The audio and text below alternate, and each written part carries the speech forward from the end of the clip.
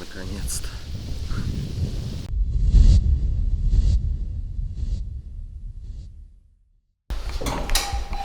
Всем привет!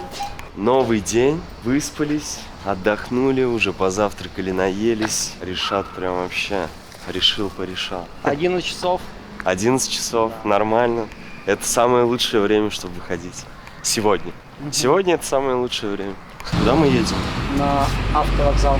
На автовокзал, чтобы я выехал в сторону Аксу. Да?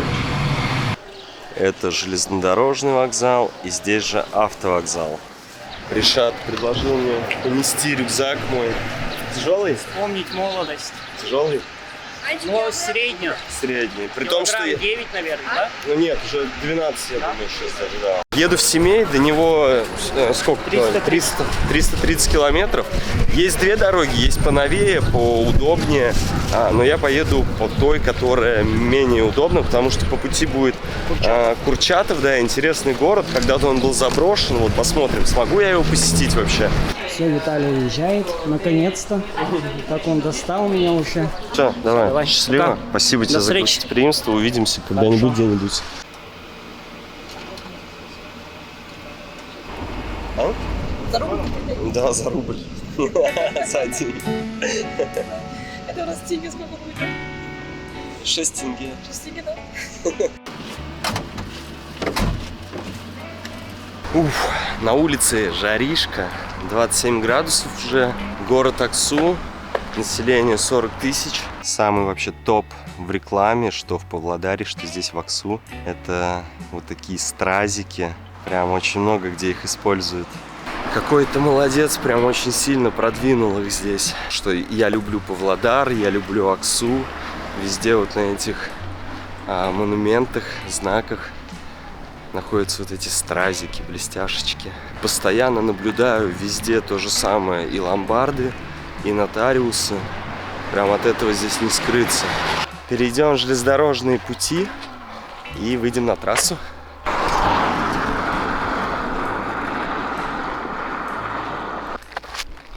До того, как я выбрал свой путь путешественника, я так же, как и многие, работал в офисе менеджером. У меня был ежемесячный план и стойкое ощущение того, что я делаю что-то не то. Каждое утро я анализировал свой день и не мог заглянуть в будущее, потому что я не мог себя представить на этом месте еще хоть сколько-нибудь.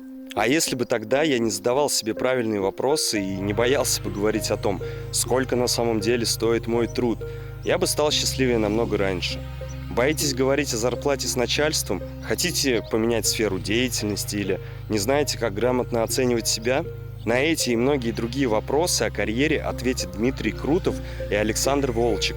Успешные EdTech-предприниматели, руководители крупнейших образовательных проектов Skillbox и Geekbrains. 5 августа в 19:00 в ходе онлайн-встречи вы получите не только вдохновение и уверенность, но также индивидуальный план развития вашей карьеры. Поэтому запасайтесь вопросами, вы их сможете задать, и регистрируйтесь на встречу по ссылке в описании. Поехали дальше.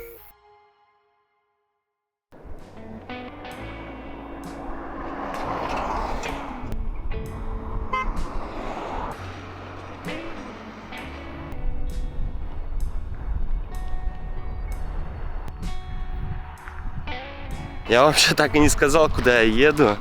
Катон-Карагайский. Катон-Карагайский. Да, Карагайский. Катон-Карагайский. В общем, мы направляемся именно туда, и до туда нам 900 километров. Жаришка. Просто людь. Даже минуту не простоял. В сторону Курчатова подкинете сколько-нибудь? Да?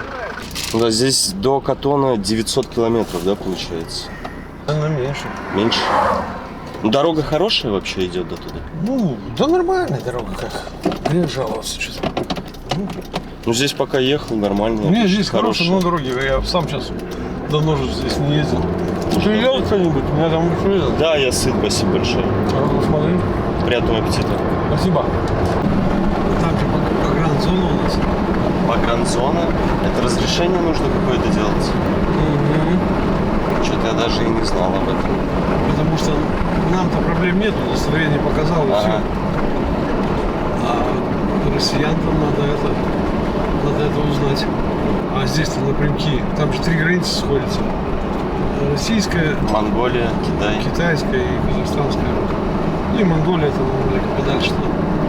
Турист, россиянин в сторону Катона двигается, а там ему как?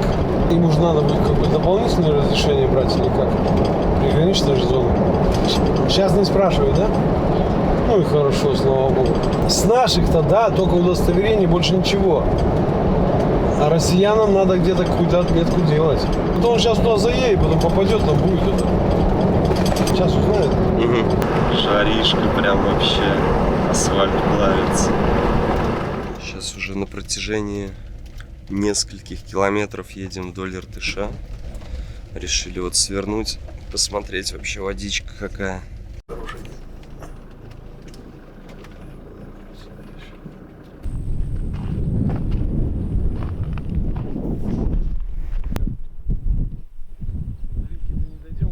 Раньше даже бакинщики специальные такие, профессия была.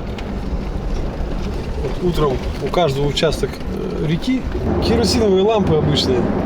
Вот они заплывали вечером, раз их туда зажигали и все назад. Участок реки свой обслуживали. Утром опять заплывали, лодками все гасили и все. Потом стали уже ставить электрические, то есть аккумуляторы. И тоже сначала вручную включали, выключали, а потом уже стали ставить эти фотоэлементы. Ну и все, и как бы теперь. А теперь уже судоходства ночного нету, поэтому. А, ночью сейчас не ходят, баржи не ходят. Все понял. Все, спасибо вам большое. Куда мне нужно будет? В комендатуру. В Бурыле. Зайдешь. Бурыль. Да. Это поселок. Да. Бурыль. Все, видишь? Просто отметочку сделаешь. Все нормально будет. Отлично. Спасибо. Да не за что.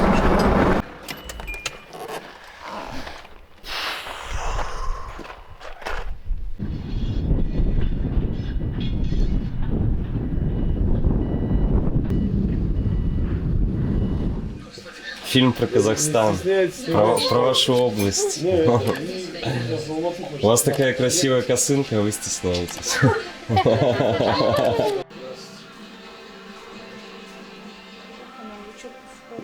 Это сладости просто подаются? Наверное, не знаю. Чисто по-человечески. Чай в Казахстане пьют. Ну вот все с молоком пьют. Хотя в России тоже, ну, много кто-то пьет с молоком. У меня вот мама с молоком пьет. Но в Казахстане прям я тоже попросил чай. Мне говорят, ты что, без молока? Обязательно пей с молоком. Попрощались с Андреем. Сейчас впереди меня Курчатов. Вот, и 4 километра нужно, чтобы дойти до Иртыша. Там где-нибудь, думаю, сейчас поставлю палатку. Время почти 6 часов вечера. Посмотрел по карте со спутника, что-то не очень много деревьев. Хочется пожечь костерчик, такой устроить себе атмосферный вечерочек, показать все вам. Вообще, то есть вот она, трасса идет сейчас через Железку и уходит направо. Это в сторону Семипалатинска, Семея. А я вот пойду прям в деревню, в поселок. Сейчас посмотрел по карте, если я сейчас дойду до Иртыша 5 километров, здесь не очень удобное место для стоянки. Мне нужно еще будет 5 километров в ту сторону пройти.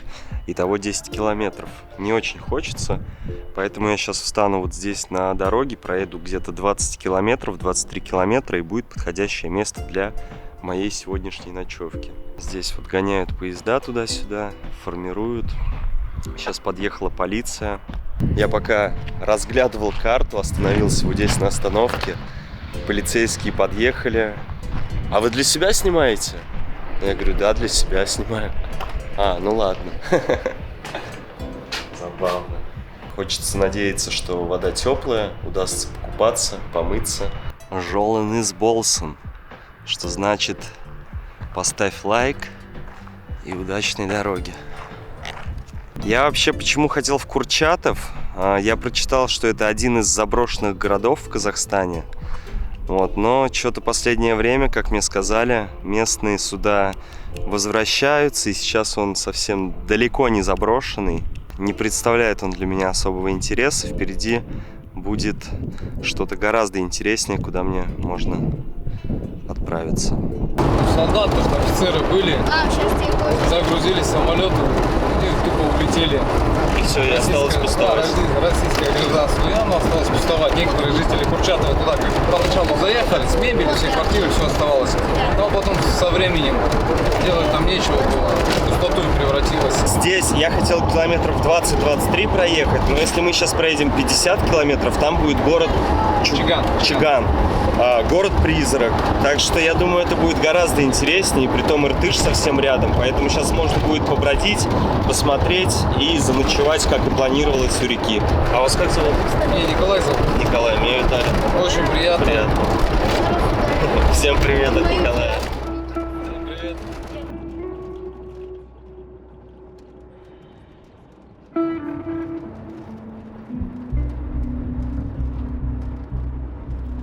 Часть наших сердец остается здесь навсегда. Выходим. Чиганцы разных времен и стран. 54-94. Кто-то находит свои квартиры, где жили, чьи-то квартиры уже разломлены. Показывают, что вот здесь вот сам жил. 40 лет. Ну все разбито, развалено. Здесь ДК, да, говорите, был? Да, вот он. Тоже ничего не осталось. Что Давайте стоял? его запихаем в уж Ленину. Блин, ну как же он не сохранился-то? Ой, дядя Илья, ты куда? Что, дядя Илья, что? Верная дорога идете, товарищи, к светлому коммунистическому будущему.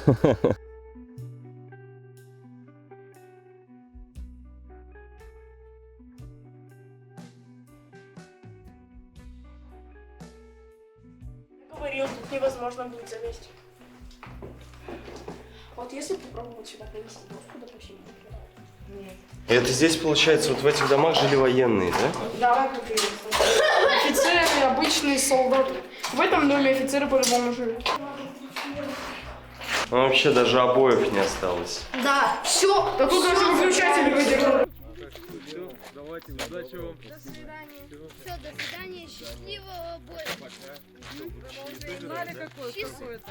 Счастливого. Канал какой был? Знали? Папа узнал. Запомнил? Не запомнил? Нет. Двоюродный брат, кузен. Двоюродный брат.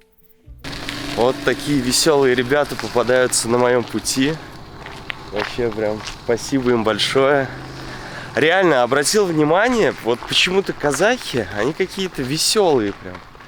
А мне вообще до реки сейчас где-то здесь 300 метров, 360 метров. Вот. Все. Сейчас пойду. Обошли весь поселочек. Встретили двух местных парней, которые приехали на велосипедах. Ищут здесь металл, отвозят. А у них там к велосипедам тележка примотана. Еще достаточно, может, пару часов, час-полтора, чтобы разместиться, поставить палаточку. Ну вот, подошел уже к реке. Какой большой вообще Иртыш.